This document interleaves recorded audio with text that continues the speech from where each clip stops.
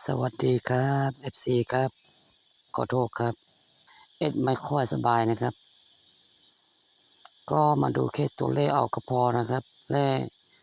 ไปทางงานเมืองนอกไม่ได้เอาขาตั้งกล้องนะครับก็มาดูตัวเลขและคำอธิบายก็พอนะครับซึ่งในงวดนี้มันออกไปที่02นะครับตัวชนไม่มานะครับแต่ตัวจับคู่สู้นี้จับคู่กับสู้นี้ก็จะได้ตัวนะครับวันนี้จะเอาอย่างนี้นะครับ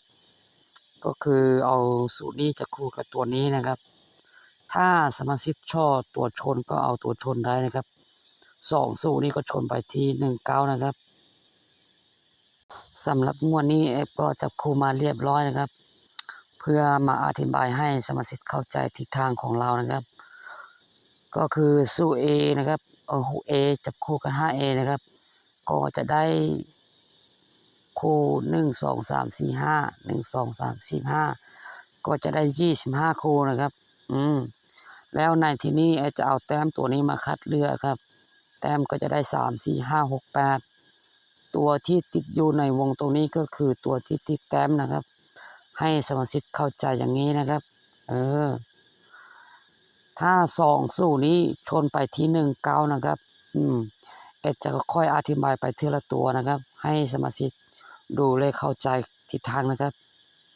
ก็สำหรับลัดน้วยนะครับลัดน้วยตรงนี้นะครับเดี๋ยวดูกันนะครับลัดน้วยมันก็จะได้4ตัวนะครับ6 4 2 8ตรงนี้นะครับ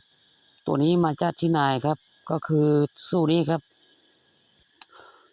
ก็คือเอามาจากตรงนี้นะครับถ้าเราไล่ดูนะครับมันก็จะได้13งวดครับสำหรับลัดน้วยก็ไม่เคยพลาดนะครับวันนี้ก็จะได้6 4 2 8ตรงนี้นะให้เข้าใจอย่างนี้นะครับถ้าเราเอา4 6 2 8ตัวนี้มาคัดเลือกจากชุดที่ติดอยู่ในวงเข้าแต้มตัวนี้นะครับก็จะได้ตัวนี้นะครับ9 6 2 6 1 2 3 2เลข7 6ก็จะมี2 4 5คู่นี้ครับอย่างนี้นะแล้วในที่นี้สู้ 12B ก็จะได้1 4 6 9 0 13B ได้4 1 9 5 6 7 2สู้นี้มันก็จะชนไปที่1 9 6 4ถ้าเราเอาตัวนี้มาชนกับตัวนี้อีกทีนะครับก็จะได้ชนไปที่19นะครับ